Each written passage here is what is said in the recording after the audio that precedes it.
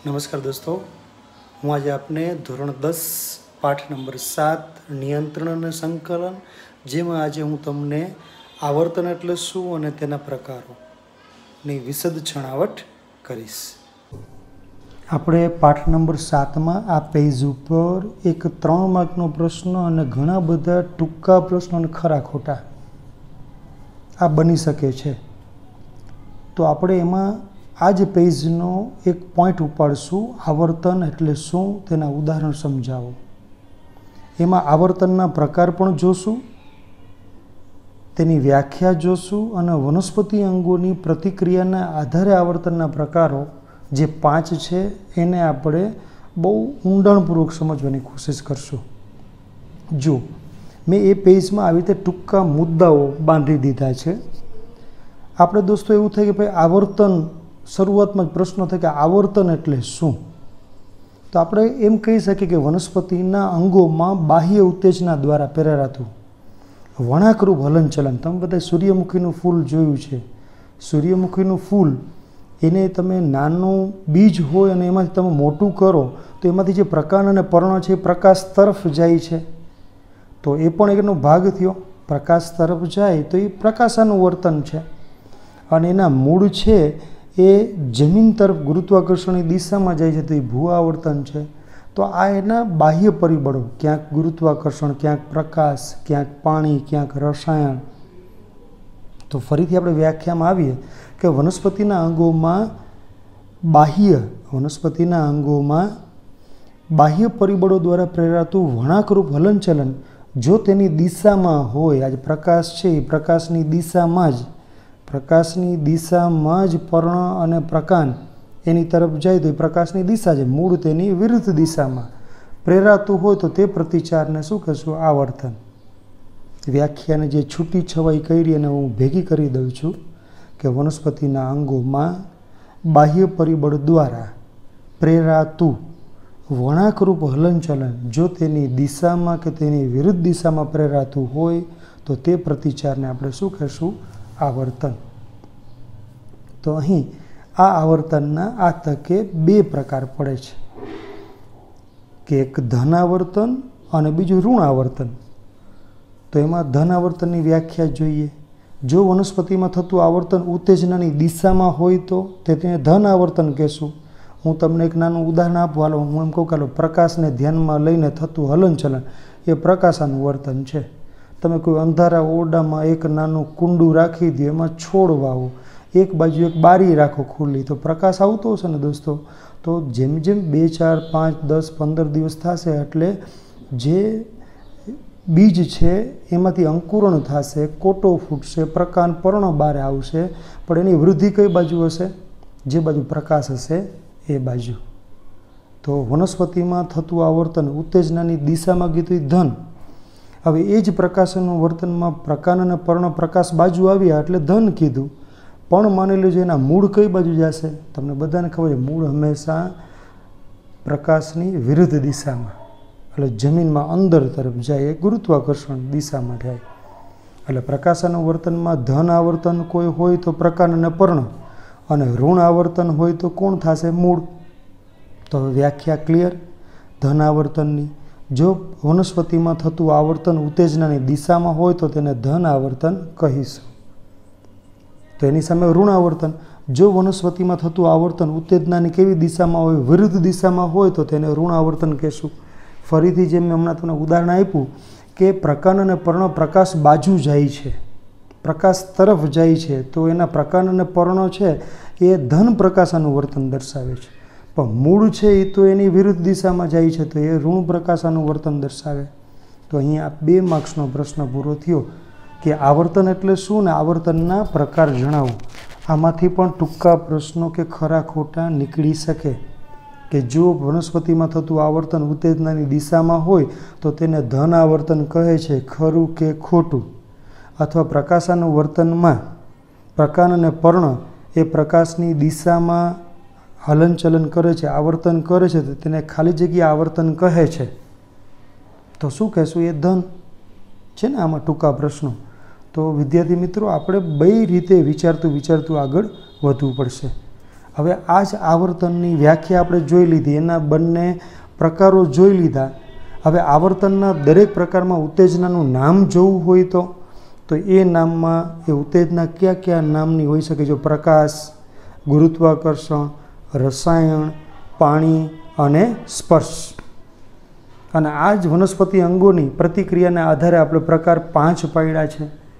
આમ થઈને આખો 3 માર્કનો પ્રશ્ન તમને કોઈ પૂછી શકે, આવર્તન એટલે શું, વનસ્પતિના અંગોની પ્રતિક્રિયાને આધારે તેના પ્રકાર જણાવો. દોસ્તો, પહેલાં તો તમે એક ખાલી જગ્યા એવી બનાવી લ્યો મગજમાં કે જેમાં પછી તમારે ખાલી જગ્યા જ પૂરવી પડશે. પ્રકાશ આવે તો પ્રકાશની વાત, એને ફોટોટ્રોપિઝમ કહેશું. જ્યારે ગુરુત્વાકર્ષણની વાત આવે તો ભૂ આવર્તન, પાણીની વાત આવે તો જલાનું વર્તન, રસાયણની વાત આવે તો રસાયણનું વર્તન, સ્પર્શની વાત આવે તો સ્પર્શાનું વર્તન. તમે અત્યારે એક મગજમાં એવી ખાલી જગ્યા બનાવી લ્યો કે ખાલી જગ્યાની પ્રતિક્રિયા રૂપે વનસ્પતિ અંગોના હલનચલનને ખાલી જગ્યા વર્તન કહે છે. આ 2 ખાલી જગ્યા પૂરવાની. ફરીથી, ખાલી જગ્યાની પ્રતિક્રિયા રૂપે વનસ્પતિ અંગોના હલનચલનને ખાલી જગ્યાનું વર્તન કહે છે. હવે જો પ્રકાશ આવે તો જો આવી ખાલી જગ્યા પૂરી પાડી કે પ્રકાશની પ્રતિક્રિયા રૂપે વનસ્પતિના અંગોના હલનચલનને શું કહેશું આપણે? પ્રકાશાનું વર્તન. બરાબર? પ્રકાશની પ્રતિક્રિયા રૂપે વનસ્પતિના અંગોના હલનચલનને આપણે શું કહેશું? પ્રકાશાનું વર્તન. એના ઉદાહરણ પણ પહેલાં આપણે બધાની વ્યાખ્યા કરી જાય અને પછી આપણે એના એકી સાથે ઉદાહરણ લેશું.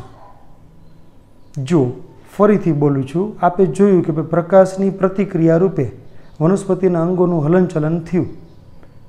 એટલે આપણે ઓલી બોક્સવાળી વાત, આપણે કોઈ ઘરમાં કુંડું રાખ્યું હોય અને પ્રકાશ તરફ એ પર્ણનું જવાનું થાય, પ્રકાશાનું વર્તન. હવે ભૂ આવર્તન, ઓલી ખાલી જગ્યા પાછી પૂરીએ. ગુરુત્વાકર્ષણની પ્રતિક્રિયા રૂપે વનસ્પતિના અંગોના હલનચલનને ભૂ આવર્તન કહે છે. ગુરુત્વાકર્ષણ હંમેશા અધોગામી દિશામાં હશે, નીચે બાજુ હશે, જમીન તરફ હશે. ભૂ આવર્તન. અને આ જ ભૂ આવર્તન જેવું જ જલાનું વર્તન છે. જેમાં ગુરુત્વાકર્ષણની પ્રતિક્રિયા રૂપે વનસ્પતિ અંગોના હલનચલનને ભૂ આવર્તન, એમ અહીં પાણીની પ્રતિક્રિયા રૂપે વનસ્પતિ અંગોના હલનચલનને આપણે શું કહેશું? જલાનું વર્તન. ફરીથી પહેલાં આપણે બધાની વ્યાખ્યા ક્લિયર કરી લઈએ એટલે 50 થી 60% માર્ક્સ આપણે મળી જાય. પછી બધાના કલરફુલ ફોટોગ્રાફ સાથે આપણે ઉદાહરણ સમજશું. હવે જો રસાયણ, રસાયણનું વર્તન, ચોક્કસ રસાયણની પ્રતિક્રિયા રૂપે આપણે હમણાં જ જોશું પુંકેસર. જેમ સ્ત્રી પ્રજનન તંત્રમાં, સ્ત્રી પ્રજનન તંત્રની અંદર અંડકોષ હોય છે અને એના લગતા અંતઃસ્રાવો હોય, એમ પુરુષ પ્રજનન તંત્રની અંદર શુક્રપિંડ હોય તો તેમાં શુક્રકોષો, તો તેને લગતા અંતઃસ્રાવો. આવી રીતે વનસ્પતિની અંદર પણ પુંકેસર અને સ્ત્રીકેસર હોય છે. એટલે હવે એની વ્યાખ્યા કરું છું. ચોક્કસ રસાયણની પ્રતિક્રિયા રૂપે વનસ્પતિ અંગોના હલનચલનને રસાયણનું વર્તન કહે છે. આ પુંકેસર પરાગનલિકામાં ધીમે ધીમે થઈને અંડકમાં પોતે એન્ટ્રી કરી લે છે. એ રસાયણનું વર્તનને ધ્યાનમાં લઈને છે. અને આને ક્યારેક આવા રસાયણ માટે ક્યારેક ભમરાઓ મદદ કરે, ક્યારેક મધમાખી મદદ કરે, ક્યારેક પતંગિયા મદદ કરે, ક્યારેક હવા મદદ કરે. ગલગોટો જોયું છે ને, ગલગોટામાં ક્યારેક ગલગોટાના ફૂલમાં વચ્ચે આંગળી રાખશો તો ઘણા બધા આંગળી થોડીક પીળાશ પડતી લાગશે. એ બધા ચોક્કસ પ્રકારના રસાયણો છે દોસ્તો. હવે આને સમજવા માટે આગળ જોઈએ તો રસાયણ વર્તનની વ્યાખ્યા ક્લિયર કે ચોક્કસ રસાયણની પ્રતિક્રિયા રૂપે વનસ્પતિ અંગોના હલનચલનને રસાયણનું વર્તન કહે છે. નંબર 5, 1 સેકન્ડનું આમ જેને કહેવાય ને બ્રેક રાખવું. હવે આ 4 વ્યાખ્યાઓ પરથી સ્પર્શાનું વર્તનની વ્યાખ્યા આવડી જાય કે નહીં? વિચારો તો ખરા. તો વિચાર આવતા થશે. આધારના સ્પર્શની પ્રતિક્રિયા રૂપે સ્પર્શ કરીએ ને, કોઈ પણ સ્પર્શ કરીએ તો આપણે આધાર, જેમ કે સૂત્રાંગો, કેટલાક વેલાઓ એને પોતાના સૂત્રાંગો હોય છે અને આ સૂત્રાંગોની મારફતે પોતે આગળ વધે છે. તો આધારના સ્પર્શની પ્રતિક્રિયા રૂપે વનસ્પતિ અંગોના હલનચલનને આપણે સ્પર્શાનું વર્તન કહીશું. આમ 5 વ્યાખ્યાઓ આપણે કરી લીધા બાદ હવે આપણે એક પછી એક તેના ઉદાહરણો જોઈએ. અને તમારી સામે જોજો કોણ ધન ને કોણ ઋણ, કોણ હકારાત્મક ને કોણ નકારાત્મક. હવે હકારાત્મક એટલે ધન કહેશું, નકારાત્મક એટલે ઋણ. ક્યારેક પરીક્ષામાં આવું પૂછાય, ધન ઋણને બદલે હકારાત્મક આવર્તન અને નકારાત્મક પણ પૂછી શકે. તો હવે આપણે જો તમારી સામે દોસ્તો અત્યારે જે છે એ પ્રકાશાનુવર્તનનું ઉદાહરણ છે. આ પ્રકાશાનુવર્તનની અંદર આપ જોઈ શકો છો કે જે પ્રકાંડ અને પર્ણ છે એ સૂર્ય તરફ પ્રકાશ આપે છે એ બાજુ વૃદ્ધિ પામે. તો તમને કોઈ પ્રશ્ન પૂછે કે પ્રકાંડ છે એ કયા પ્રકારનું, પ્રકાંડ છે એ કયા પ્રકારનું પ્રકાશાનુવર્તન દર્શાવે? હકારાત્મક, ધન. અને એના મૂળ છે એ જ્યાં કુંડામાં હોય છે એને આપણે શું કહેશું? એ ઋણ. તો હવે અહીંયા ઉદાહરણ યાદ રહી ગયું કે ભાઈ મૂળ તંત્ર છે એ ઋણ પ્રકાશાનુવર્તન દર્શાવે છે. શું કામે? પ્રકાશની વિરુદ્ધ દિશામાં હોય છે.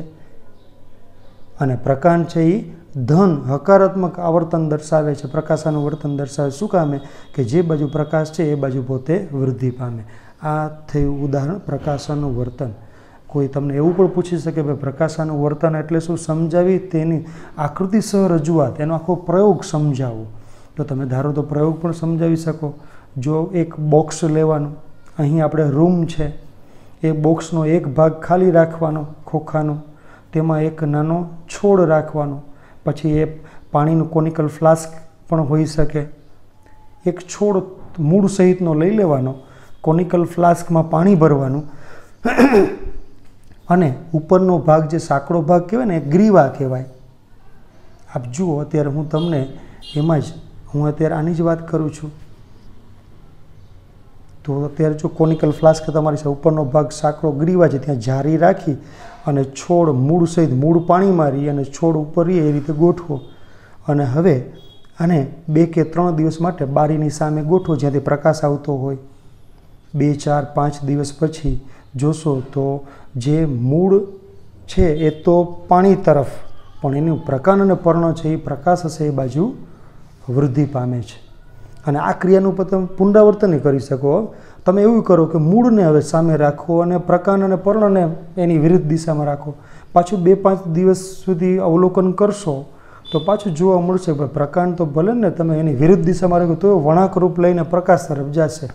મૂળને ભલે ને તમે સામે રાખ્યું પ્રકાશ સામે, તો એ તો વૃદ્ધિ પામશે જમીન તરફ. તો આ પોઈન્ટ પણ આપણે આના દ્વારા સમજી શકીએ. આ વાત થઈ પ્રકાશાનુવર્તનના ઉદાહરણની. હવે દોસ્તો તમારી સામે છે એ ભૂ આવર્તનની સ્લાઇડ છે. આપ જોઈ શકો છો ગ્લાસમાં તમે માટી લો, ગ્લાસના નીચેથી તળિયું કાઢી નાખવાનું અને પછી તમે એને પાણી આપવાનું ચાલુ કરશો એટલે થશે શું? ગુરુત્વાકર્ષણ હંમેશા કઈ દિશામાં? અધો દિશામાં. એટલે જો આમાં 2 શબ્દ છે, નેગેટિવિટી જીઓટ્રોપિક અને પોઝિટિવલી જીઓટ્રોપિક.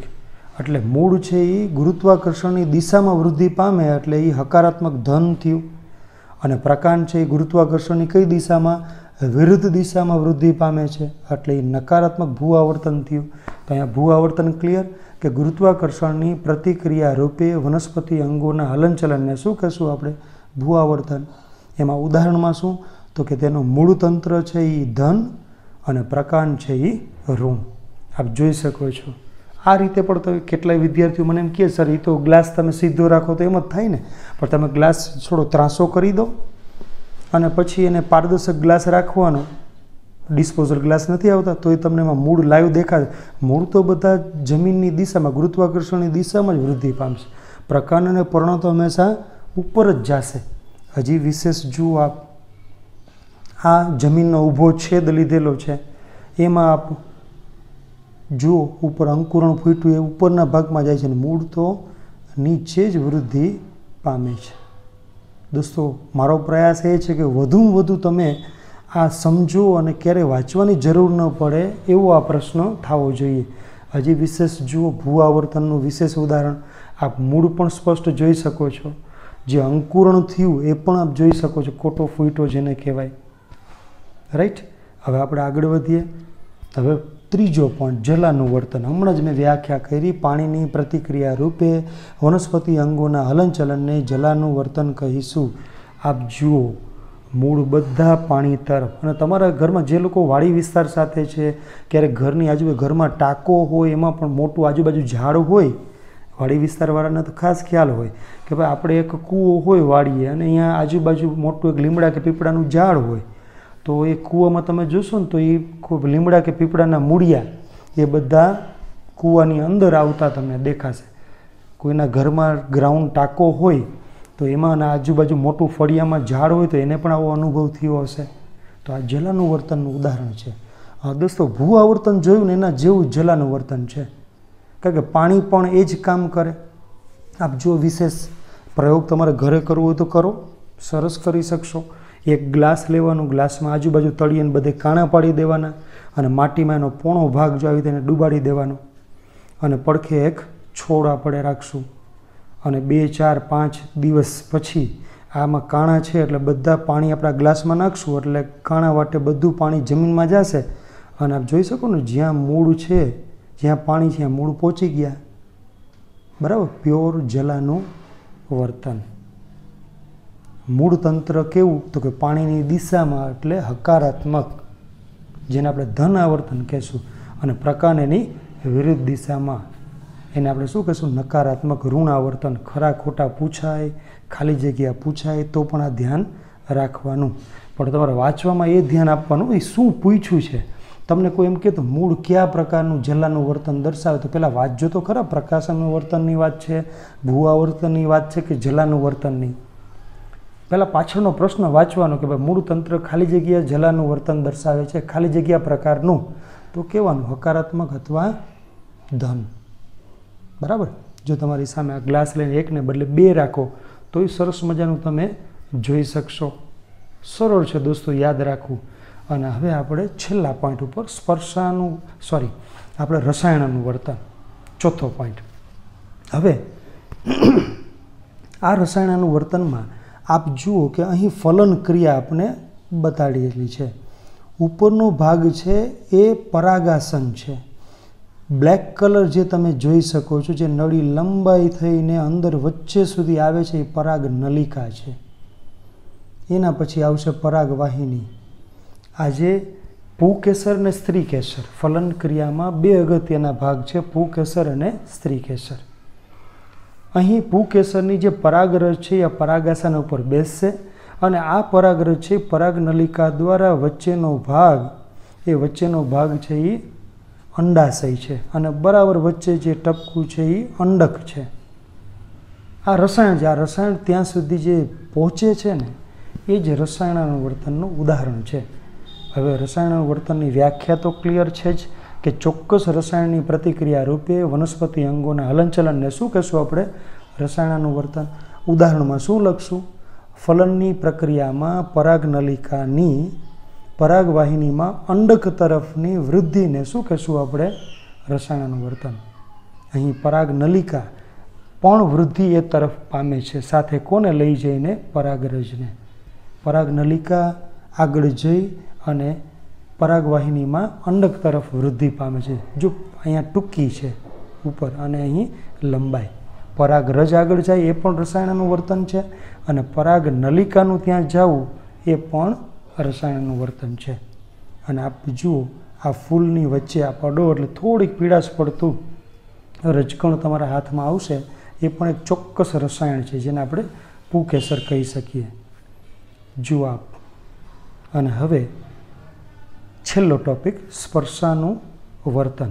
અને સ્પર્શાનું વર્તન કરતાં પહેલાં મને યાદ આવ્યું કે હજી એક મારી પાસે સ્લાઇડ છે કે જેને તમે વિશેષ રૂપે જોઈ શકો. આપ જુઓ, પોલન ગ્રેન્સ એ ઉપરનો ભાગ છે અને આ પરાગનલિકા યલો ભાગ છે ધીમે ધીમે ક્યાં જશે? અંડાશયમાં પોતે પહોંચી જશે. અને આનું કામ શું છે? મેં હમણાં જ કીધું પરાગરજને લઈ જવાનું. તો એ પણ રસાયણનું વર્તન છે. અને અંડાશયમાં શું હશે? સ્ત્રી કેસર. હવે આપ જુઓ સ્પર્શાનું વર્તન. આ ડાળી પાસે જે તમે મેગી ખાઓ છો એ પીળી હોય ને આ લીલી છે. આ સૂત્રાંગો છે, વનસ્પતિના સૂત્રાંગો. સ્પર્શાનું વર્તનનું કોઈ ઉદાહરણ પૂછે તો વનસ્પતિના સૂત્રાંગો છે. એટલે ફરીથી વ્યાખ્યા આધારના સ્પર્શની પ્રતિક્રિયા રૂપે, આધારના સ્પર્શની પ્રતિક્રિયા રૂપે વનસ્પતિ અંગોના હલનચલન. આધાર એટલે જે પ્રકાંડ દેખાય છે એના સૂત્રો છે એ એનો સ્પર્શ કરતાં કરતાં આગળ વધે છે અને પોતે વૃદ્ધિ પામે છે. જો સરસ મજાનું ચિત્ર તમારી સામે છે, સ્પ્રિંગ જેવું દેખાય છે, એ બધા સૂત્રાંગો છે અને એ પોતે આધાર પર આધાર રાખી અને પોતાની વૃદ્ધિ કરે છે. આટલી જ વ્યાખ્યા કહેવાની ને, આધારના સ્પર્શની પ્રતિક્રિયા રૂપે વનસ્પતિ અંગોનું હલનચલન. તો આ ઉદાહરણ પણ આપણે જોઈ શકીએ. અને હવે આપ જુઓ ડાયાગ્રામ, આ છે સ્પર્શાનુવર્તનની વાત. ફરીથી દોસ્તો આપણે જે મુદ્દાઓ જોયા, જ્યાં હતો અહીંયા પાછો પહોંચી જાવ. આપણે છેલ્લું આવર્તનના પ્રકાર જોયા, ધન અને ઋણ, હકારાત્મક અને નકારાત્મક. એની ઉત્તેજનાના નામ જોયા, 5 ઉત્તેજના: પ્રકાશ, ગુરુત્વાકર્ષણ, પાણી, રસાયણ અને સ્પર્શ. પછી વનસ્પતિ અંગોની પ્રતિક્રિયાના આધારે એના પ્રકાર પણ ખૂબ ઊંડાણમાં આપણે જોયા. અને મને અપેક્ષા છે કે આ પ્રશ્ન તમને ખૂબ સારી રીતે સમજાણો હશે. અને હું દર વખતે કહું છું એ પ્રમાણે આપને સમજાણો હોય તો હજી જે લોકોને સમજવાની જરૂર છે, જેને સમજવું છે પણ કોઈ સમજાવનારું નથી, એ લોકો સુધી આ લિંક જરૂર મોકલજો. આ સાથે ડૉક્ટર સંજય પંડ્યાના બધાને જય વિજ્ઞાન. આવજો દોસ્તો.